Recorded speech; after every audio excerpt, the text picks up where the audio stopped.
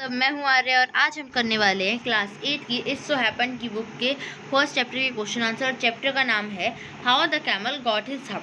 सो हमारा first question है what task do you think were assign to the dog and the ox. इस question में बोला गया है कि आप क्या काम दिया गया था डॉग को और ऑक्स को। सो हमारा आंसर में है the dog was assign the task of fetching and carrying sticks while the ox was assigned the task of ploughing। मतलब कि डॉग को काम दिया गया था कि वो लकड़ियाँ उठा के लाएगा और जो ऑक्स को काम दिया गया था खेत को जोतने का। हमारा सेकंड क्वेश्चन है why did the camel live in the middle of the desert. इस क्वेश्चन का मतलब है कि जो कैमल था, ऊँट था, वो रेगिस्तान डेजर्ट के बीच में क्यों रहता था। सो हमारा आंसर है the camel live in the middle of the desert because it did not want to work. हमारे इसका मतलब है कि जो कैमल था वो काम नहीं करना चाहता था, इसलिए वो डेजर्ट रेगिस्तान के बीच में रहता था। It ate sticks thorns and prickles. वो लकड़ियाँ खाता था और कांटे खाता था। And when anybody spoke to it said hum and nothing more. जब भी कोई उससे बात करने आता वो सिर्फ हम बोलता था और कुछ भी नहीं बोलता था। What made the dog, the horse and the ox very angry। कि हमारे थर्ड क्वेश्चन में है कि जो क्या चीज़ जो डॉग को, हॉर्स को और ऑक्स को बहुत ज़्यादा गुस्सा दिलाती है। The man told the dog, the horse and the aux that since the camel can not work he would leave it alone and the three of them would have to work double time to make up for the work not done by the camel. This made the three of them very angry। कि हमारे इस question में बताया गया है, answer हमारा है कि उन तीनों को इसलिए गुस्सा आता है, मैन उन्हें बुलाता है और बोलता है कि जो कैमल है वो रेगिस्तान में, डेजर्ट में अकेला रहना चाहता है, तो उसे अकेला रहने देंगे, उसे हम नहीं पास जाएंगे उसके। और उस जो कैमल काम नहीं कर रहा है उसका डबल, मतलब वो काम तुम लोग को करना होगा और तुम्हारा काम अब डबल हो जाएगा, तो तुम्हें डबल टाइम काम करना होगा। इस बात से उन तीनों को बहुत गुस्सा आता है। What did the jinn knows the horse was complaining against the camel। तो हमारा फोर्थ क्वेश्चन में बोला गया है कि जिनको कैसे पता चल जाता है कि जो हॉर्स है वो कैमल के अगेंस्ट कंप्लेंट कर रहा है। The djinn knows that the horse was complaining against the camel because he was the incharge of all desert and knew about everything happening in the relation to his desert।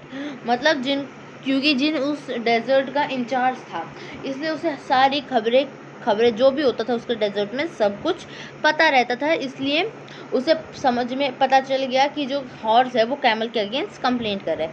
हमारा next question है the camel was looking at his own reflection in the pool, what does it suggest to you about the camel. Fourth question में बोला गया है, हमारे इस question में बोला गया है कि जो कैमल होता है वो अपनी रिफ्लेक्शन, अपनी परछाई पूल में देख रहा होता है, इससे आप क्या सजेस्ट करेंगे।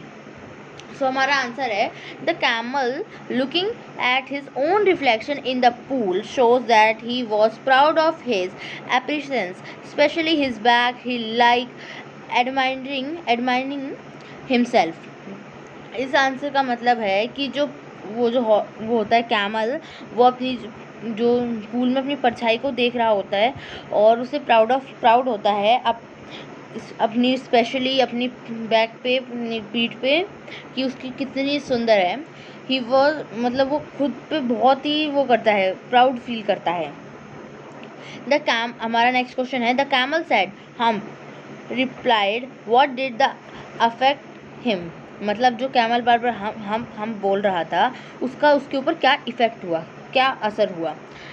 When the camel said hum repeatedly, despite the jinn warning, his back puffed up into a big hump। जिनके मना करने के बाद भी जो कैमल बार बार हम बोल रहा था, जिन बहुत सवाल कर रहा था, वो हर जवाब पे हम बोल रहा था, तो जिन ने बोला तुम बार बार हम मत बोलो वरना मैं तुम्हारे साथ कुछ गलत कर दूंगा। तभी भी कैमल ने हम्प बोला, तो फिर जिन ने क्या किया, जो उसकी बैक थी, उसकी पीठ को ऊंचा कर दिया। पफ्ड मतलब ऊंचा करना, फुला देना। Up in a big hump, एक बड़े से हम्प में उसको फुला दिया।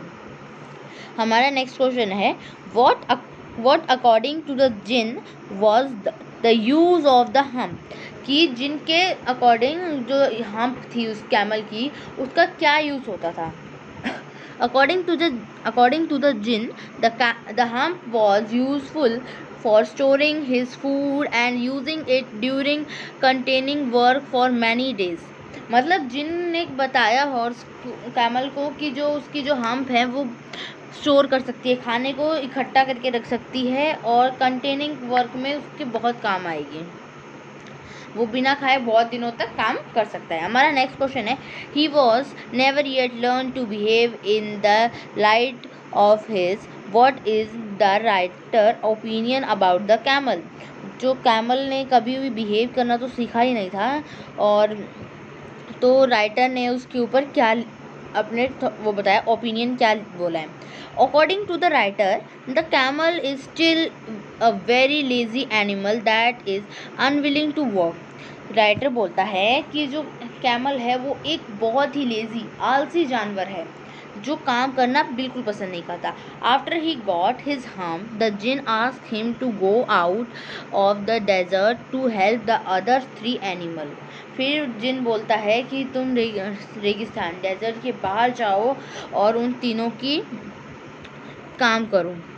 तो फिर वो क्या कहता है, आगे हम लोग पढ़ते हैं। It seems that the camel still did not behave himself and work lazy in the desert. फिर जिन बोलता है ना कि बाहर जाओ और उन तीनों के साथ काम करो, तो फिर ये जो राइटर होता है वो बोलता है कि आज तक भी शायद जिन जो कैमल है उससे बाहर नहीं गया है डेजर्ट से, और वो बहुत ही लेजी एनिमल है, वो बहुत ही धीरे धीरे काम करता है। द डेजर्ट इटसेल्फ, वो डेजर्ट में ही है। It is for this reason that he was still unable to complete the pending work of those 3 missing days and he counted carrying the hump and living in the desert. फिर जो वो हम writer होता है वो बोलता है इसलिए आज तक वो उन 3 दिनों को बिल्कुल भी कंप्लीट नहीं कर पाया जो उसने स्टार्टिंग के मिस किए थे 3 डेज़, इसलिए आज तक उसके साथ वो हम्प है। सो हम लोगों ने अपना ये चैप्टर कंप्लीट कर लिया है, और इसके हमने पार्ट भी हम लोग पहले पढ़ चुके हैं, चैप्टर को एक्सप्लेन कर चुके हैं। और अगर आप लोगों ने मेरी वो वीडियो नहीं देखी है तो आप मेरे चैनल में जाके देख सकते हैं, वो अवेलेबल है। और आप में देखोगे कि जो सेकंड पार्ट है उसमें 2 पार्ट हैं, उसमें सेकंड पार्ट में मेरी वॉइस थोड़ी कम आ रही है क्योंकि उस दिन मेरी तबीयत सही नहीं थी, इसलिए मैंने सोचा तभी भी मैंने आप लोग के लिए वीडियो बनाई है। तो अभी आप लोग प्लीज़ मेरे चैनल को सब्सक्राइब करो। अगर मेरी वीडियो मेरा एक्सप्लेनेशन आपको पसंद आया क्वेश्चन आंसर का, तो मेरी वीडियो को लाइक करना, एंड थैंक यू।